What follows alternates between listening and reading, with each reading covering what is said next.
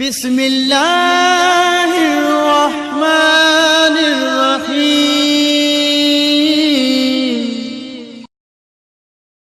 اعوذ باللہ من الشیطان اللعین الرجیم بسم اللہ الرحمن الرحیم الحمد للہ رب العالمین وصلی اللہ علی محمد وآلہ الطیبین الطاہرین اما بعد فقد قال اللہ تبارک و تعالی فی کتاب المجید بسم اللہ الرحمن الرحیم شہر رمضان الذی انزل فیہ القرآن۔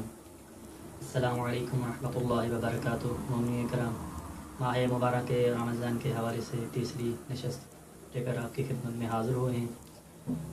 گزشتہ نشست میں ہم نے ایک اہم خصوصیت ماہ مبارک رمضان کے حوالے سے عرض کی تھی کہ ماہ مبارک رمضان سالکین الی اللہ، بندگان خدا اور اولیاء الہی کے سال کی ابتدا کا مہینہ ہے۔ ماہ مبارک رمضان میں اولیاء الہی کا سفر خدا کی طرف شروع ہوتا ہے۔ آج جو ہم ایک اہم خصوصیت ذکر کرنا چاہیں گے ماہ مبارک رمضان کی، وہ خطبہ شعبانیہ میں رسول اللہ صلی اللہ علیہ وسلم نے جب تعارف کرایا ماہ مبارک رمضان کی اہمیت بتائی اپنے صحابہ کو، تو ایک جملہ فرمایا۔ تو مولا نے فرمایا، رسول اللہ صلی اللہ علیہ وسلم نے دعیتم فیہ الی ضیافت اللہ، کہ یہ وہ مہینہ ہے جہاں اللہ کی مہمانی کی طرف، ضیافت الہی کی طرف آپ کو دعوت دی گئی ہے۔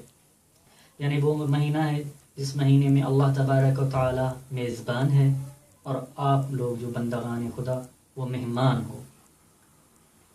ایک عظیم تعبیر ماہ مبارک رمضان کے حوالے سے کی گئی ہے۔ رسول اللہ صلی اللہ علیہ وسلم نے فرمائی ہے کہ آپ خود اگر ہم غور کریں کہ ایک عام سے بندے جو ہیں، اگر ہمارے ہاں مہمان آ جائے تو ہم کتنا کوشش کرتے ہیں کہ کوئی کمی بیشی نہ ہونے پائے، کوئی کوتاہی نہ ہونے پائے، اور عزت و اکرام و تکریم میں ہم کوشش کرتے ہیں کہ کوئی کمی نہ چھوڑیں اس مہمان کی۔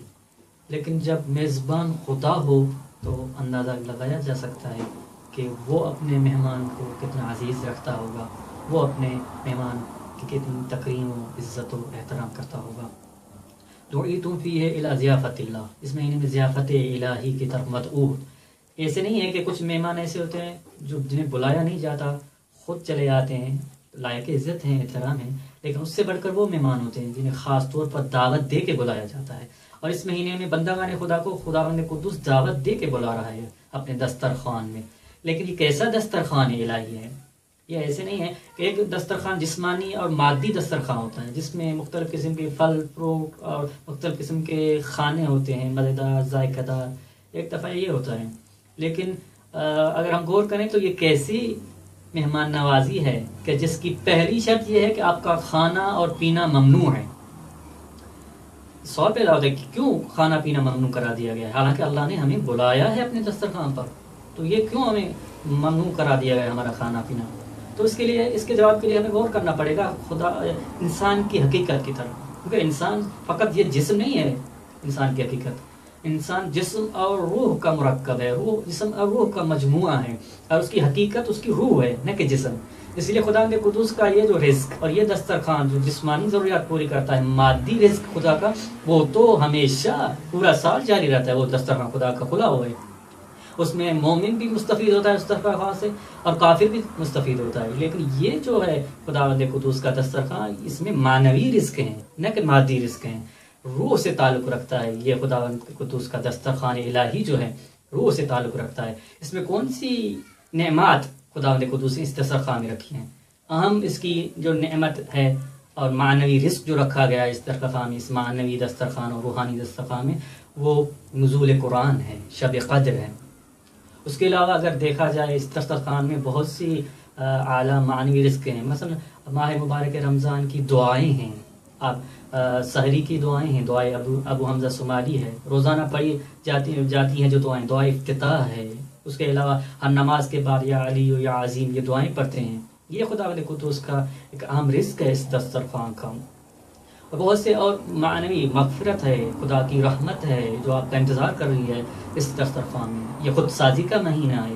یہ بہت سی نعمات ہیں معنوی جو اس دسترخوان میں رکھی گئی ہیں، جس کی طرف خداوند قدوس نے اپنے بندے کو مدعو کیا ہے۔ دعیتم فیہ الی ضیافت اللہ، یہ معنوی نعمات ہیں جس سے بندے کو مستفید ہونا ہے۔ اور آج کی اس اہم خصوصیت جو ہم نے ذکر کی تھی، یہ مہینہ، یہ ماہ مبارک رمضان کی اہم خصوصیت تھی ضیافت اللہ، خدا بند قدوس اپنے بندے کو اپنے دسترخوان معنوی کی طرف بلا رہا ہے۔ خدا بند قدوس سے دعا کرتے ہیں کہ ہمیں زیادہ سے زیادہ اس ماہ مبارک سے مستفید اور اس معنوی رزق کے مستفید ہونے کی توفیق عنایت فرمائے۔ وآخر دعوانا الحمد للہ رب العالمین، صلی اللہ علی محمد و آلہ طیبین۔